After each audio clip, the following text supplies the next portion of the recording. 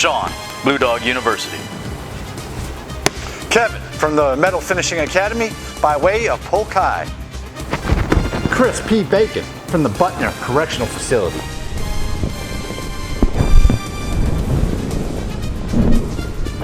Welcome back to the metalfinisher.com. Today we're going to talk about 10 things new sandblasters should learn before they go out there and blast. Stay tuned. TMF tips, yeah, you don't want to miss it. We'll be right there when you need a quick fix. Troubleshooting, maintenance, finish in the middle. Listen up and don't try to be a rebel. All right, welcome back, guys. Today we are going to talk about 10 things that new abrasive blasters need to know before they start blasting or get out and blast.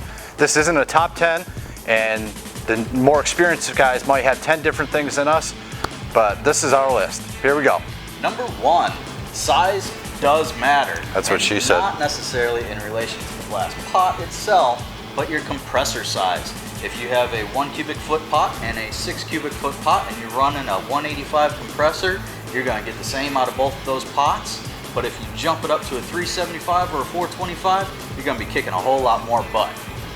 Now number 2 is aluminum on aluminum, or like metals. So basically whenever you're using a nozzle, screwing into a nozzle holder, if you've got aluminum threads with an aluminum nozzle holder or brass with brass, you could have the possibility of the two metals or the same metals melding together and you won't be able to get that nozzle undone. Number 3, if you are blasting with any sort of abrasive, there is no such thing as dustless or dust-free blasting. There may be some companies out there that say they can or have a dust blast unit, but it just doesn't exist. Number 4, nozzle wear equals more CFM required to blast, at the level you were at least.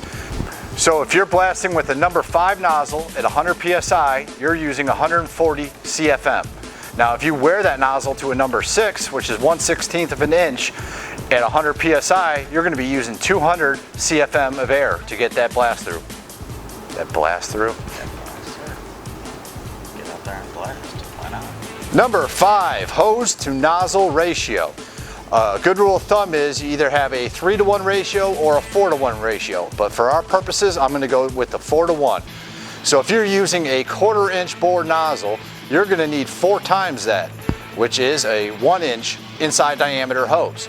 If you bump that up to a 1/2 inch bore, you're going to need a 2 inch inside diameter hose.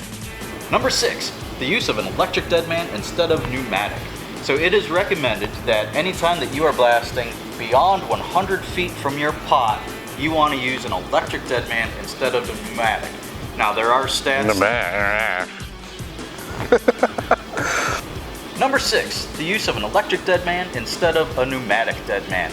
So it's recommended that anytime that you're blasting 100 feet or beyond where your pot is, you want to switch over to an electric deadman, because once you let go of that deadman with the pneumatic, it could take several seconds for all that pressure to get through your line past 100 feet. With an electric, it stops on a dime.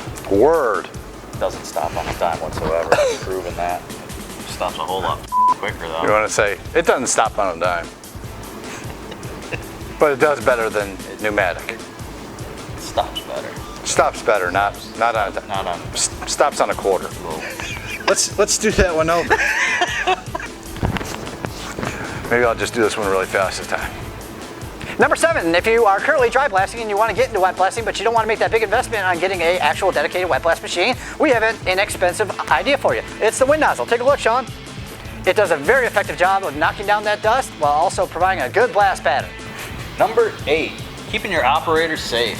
There are so many rules and regulations, and we always suggest that you go to your local authorities as well as all the national OSHA, NOISH, and everything else. But for the most part, you want to keep your operator completely covered using blast gloves like the RPB that actually cover all the way up to the forearm. And anytime you're using a respirator helmet, it does cover the shoulders, neck, and chest. Number 9, while we're still talking about safety, we have a very inexpensive product that's basically on every part of the machine. Your compressor, your hose-to-hose connections, and your hose-to-equipment connections. Those are whip checks. We have 2 different sizes, and basically these things are going to keep you safe if something should come apart. Maybe a hose-to-hose that doesn't fly apart and nail somebody. But you can take a look at our video up here or go down to our YouTube page and watch it all the way through. And last but not least is number 10. So all you new contractors out there, all you blasters, what you're going to want to do is get your name out there, learn everything that you can about the industry, and some of the best ways to do so is to join the mobileblaster.com, where you can go to our blaster finder and log in and set up your company in there to be found on the map by anybody looking in your area or territory. You can also download our Blaster app, which will help you size your hoses and nozzles, help recommend media for whatever surface requirements you have, and we also have a project bid estimator. Basically, this gives you a rough idea what you're going to be charging your customers or what it'll cost you per square foot of blasting. You'll enter a bunch of variables, and then at the end you can print it out or email it to yourself so you have it to take on all job sites. And you can also go to bluedogblasting.com for all your parts and pieces, hoses, couplings, nozzles, metering valves, everything that you need. Pricing is all listed on the website. Throw it in the cart, check out. No need to do any sort of fancy creative request for quoting or creating accounts or anything like that. Get everything there. We also have a learning center where you can find valuable information like these videos, as well as some answers to some of the questions that you may have, or you can just contact us through the website. Thanks for joining us again at themetalfinisher.com. If you have a process or a product review you'd like us to tackle, go ahead and leave it in the comment section of the YouTube video.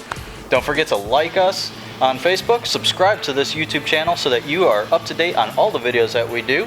And also hit that notification bell so that you're notified right when we put out our new videos. Now get out there and blast. Get out there and blast. Get out there and blast. Get out. 1, 2. Get out there and blast. TMF tips, yeah, you don't wanna miss. We'll be right there when you need a quick fix. Troubleshooting, maintenance, finish in the middle. Listen up and don't try to be a rebel.